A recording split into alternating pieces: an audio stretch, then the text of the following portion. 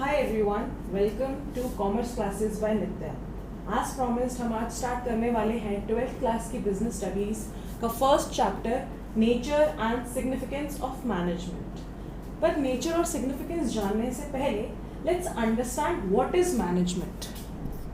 Management क्या है?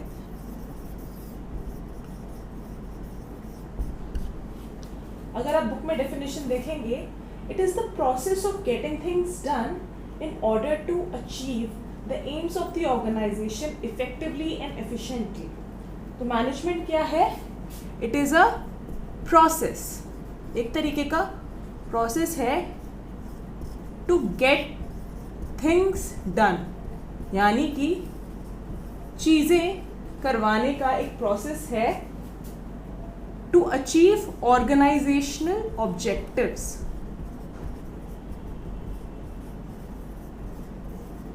Organisational objectives. अब किसी इंसान ने ऑर्गेनाइजेशन खोली है, आप किसी ऑर्गेनाइजेशन में अगर काम कर रहे हो, ऑफ कोर्स कुछ एम्स, कुछ गोल्स, कुछ ऑब्जेक्टिव्स अपने सामने रखकर आप काम करते हो कि मुझे इसकी टुवर्ड्स जाना है.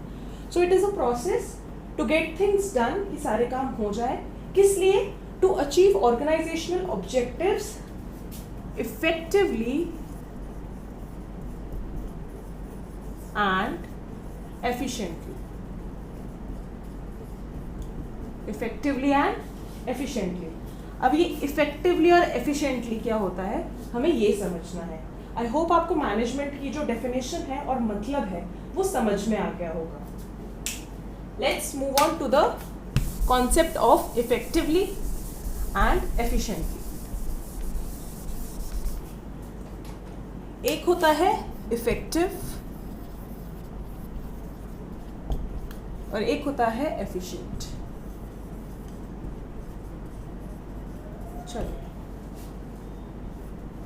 इफेक्टिव का मतलब होता है काम पूरा होना, यानी कि जो भी टास्क, जो भी ड्यूटी, जो भी वर्क आपको असाइन था ऑर्गेनाइजेशन का, वो पूरा हो गया. That is called being effective. तो एफिशिएंट का क्या मतलब होता है? एफिशिएंट का मतलब होता है कम से कम लागत पर.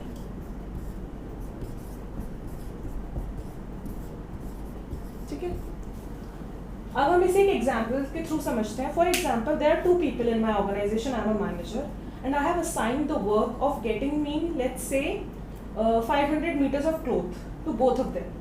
मैंने दोनों जो पर्सन थे, मैं मैनेजर हूँ, मैंने दो इंसानों को लिया अपनी ऑर्गेनाइजेशन में. मैंने दोनों को काम दिया कि आप मुझे 500 मीटर कपड़ा दोनों ला कर दो. अब दोनों ने मुझे 500 मीटर कपड़ा ला कर दे दिया, ठीक है. लेकिन जो मेरा पर्सन ए था और पर्सन बी था. पर्सन ए उसे मान लीजिए लाता है 10,000 रुपये में और पर्सन बी उसे लाता है 8,000 रुपये में. ठीक है, अब काम दोनों ने कर लिया. इफेक्टिव दोनों हैं क्योंकि दोनों ने मुझे 500 मीटर कपड़ा लाकर दे दिया. But who will be the efficient one? Person B will be the efficient one. क्यों? क्योंकि पैसा, money is kind of a resource for our organisation, and money को कम यूज करके, कम यूटिलाइजेशन में उसने मुझे सेम प्रोडक्टिविटी दी है. सेम काम उसने किया लेकिन कम लागत पर. So B is effective as well as efficient and A is effective but not efficient. So management में it is very important to be effective as well as efficient. अगर आप सिर्फ इफेक्टिव हो गए तो भी बात नहीं बनेगी. अगर आप सिर्फ एफिशिएंट हो, पैसे कम लगा रहे हो लेकिन काम तो पूरा हो ही नहीं रहा, तो इफेक्टिव और एफिशिएंट दोनों होना मैनेजमेंट में इज रिक्वायर्ड. आई होप आपको इफेक्टिव और एफिशिएंट का मतलब भी अब समझ आ गया होगा.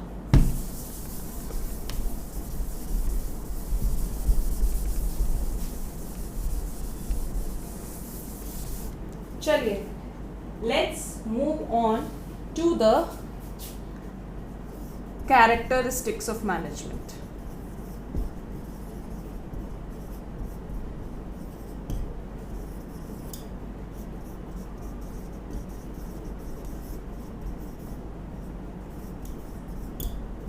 Characteristics of management. हमने मैनेजमेंट की डेफिनेशन समझ ली. डेफिनेशन में इफेक्टिव और एफिशिएंट इन दोनों का क्या मतलब होता है ये समझ लिया. और नेक्स्ट सब topic is characteristics of management. तो मैनेजमेंट की क्या कैरेक्टरिस्टिक्स होती हैं? सबसे पहली कैरेक्टरिस्टिक है उसकी, it is a goal oriented process.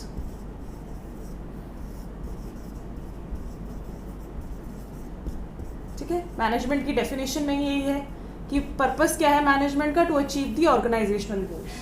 तो उसकी सबसे मेन कैरेक्टरिस्टिक क्या है? It is a goal oriented process. अगर आप मैनेज कर रहे हो एक organisation, you are a manager and you are managing the organisation, you have a goal and objective in mind, right? और ऑर्गेनाइजेशन में क्यों, फिर अगर आप अपनी लाइफ में अपनी स्टडीज़ को, अपनी हॉबीज़ को, अपनी को करिकुलर एक्टिविटीज़ को साथ में मैनेज कर रहे हो, why are you doing that? So that you are able to achieve something in each of these fields, right? So ऐसे ही ऑर्गेनाइजेशन में भी जब आप मैनेजमेंट प्रैक्टिस कर रहे हो, you are aiming at some of the objectives, कोई गोल्स आपके हैं, उनकी तरफ एम कर कर आप मैनेजमेंट प्रैक्टिस करते हो एक ऑर्गेनाइजेशन में। Second is all pervasive.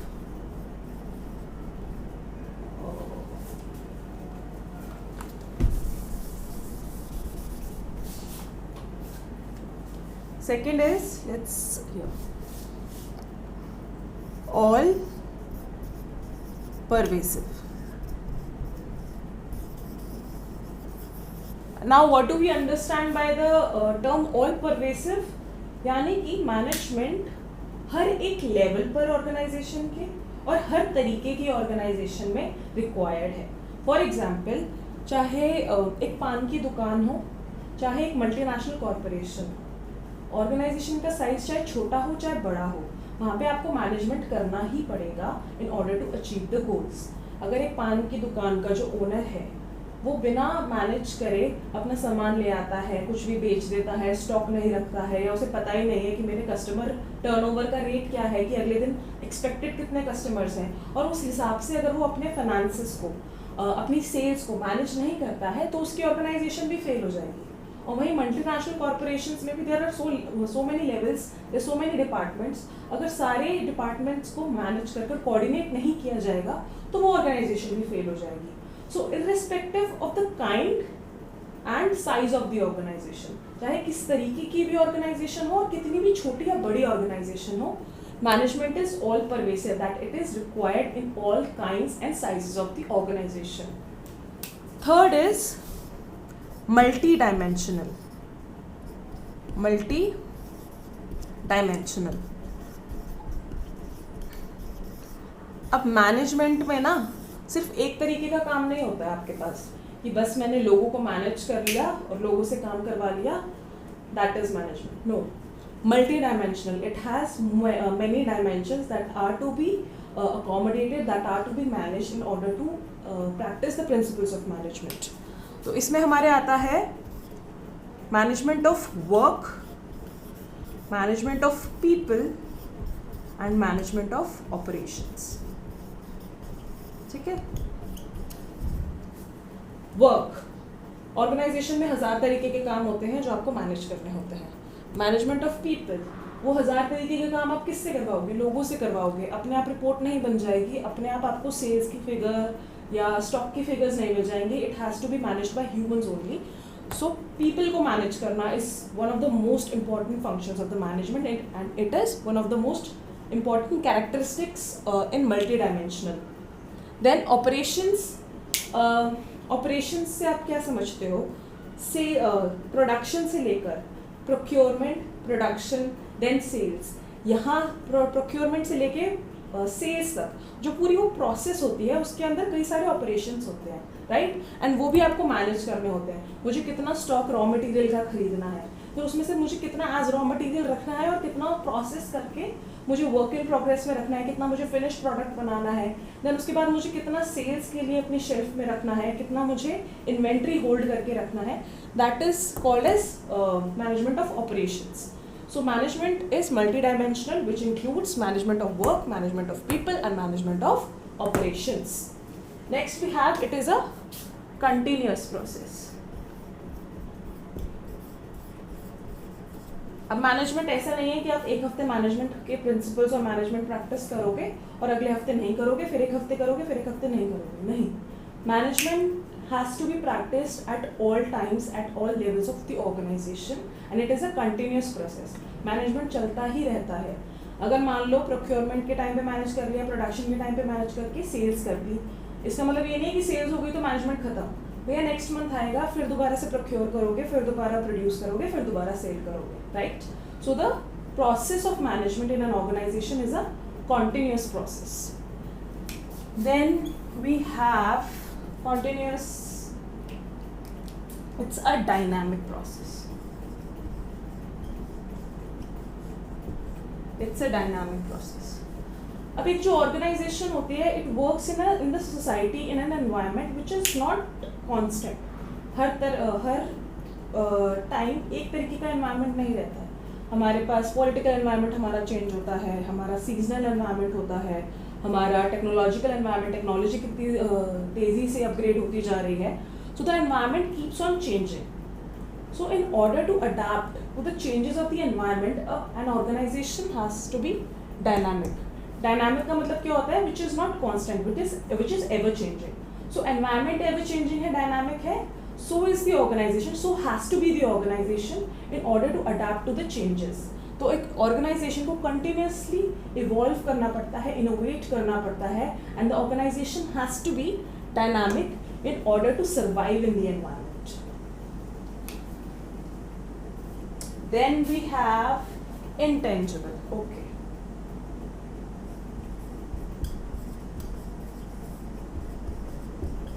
अब इंटैंजिबल का मतलब क्या होता है? इंटैंजिबल का मतलब होता है which you cannot, a thing which you cannot see और टच. तो मैनेजमेंट ऐसी चीज़ है जिसको आप देख नहीं सकते हो, टच नहीं कर सकते हो, but you can feel the difference, right? अब एक ऑर्गेनाइजेशन है जिसके अंदर मैनेजमेंट प्रैक्टिस नहीं करते, राम भरोसे काम चल रहा है, भैया आ गया स्टॉक तो आ गया, बेच दिया तो बेच दिया, नुकसान हो गया तो हो गया, फायदा हो गया तो बड़े खुश हैं, ठीक है? वहीं दूसरी एक ऑर्गेनाइजेशन है जिसमें प्रिंसिपल्स ऑफ मैनेजमेंट और मैनेजमेंट को बहुत अच्छे से प्रैक्टिस किया जाता है, उनका पूरा प्रोसेस स्मूथ रहता है, उनकी सेल्स प्रोग्रेसिव रहती है, हर महीने बढ़ती रहती है, प्रॉफिट्स ही प्रॉफिट्स हैं. तो what is that? Can you see और touch that thing which is making a difference? No, but you can feel the difference कि वहाँ एक ऑर्गेनाइजेशन जहाँ मैनेजमेंट नहीं हो रहा है, वहाँ एक ऑर्गेनाइजेशन जहाँ मैनेजमेंट अच्छे से हो रहा है, दोनों में ज़मीन आसमान का फर्क दिखेगा. And that is called being intangible. You cannot touch it, but you can feel the difference. And lastly, it is group activity. Group activity. अब बहुत बड़ी ऑर्गेनाइजेशन है तो सिर्फ एक अकेला इंसान तो सबको मैनेज नहीं कर सकता ना. एक सुपीरियर होता है, उसके नीचे कई सारे सबऑर्डिनेट्स होते हैं. Then again there is a whole chain of decentralisation. Power flows from top to bottom, और वो पावर जो है डिवाइड होती चली जाती है.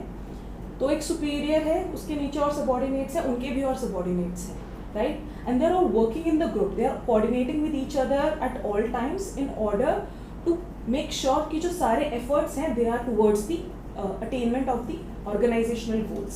So it is a group activity, कोई इंडिविजुअल एक्टिविटी नहीं है.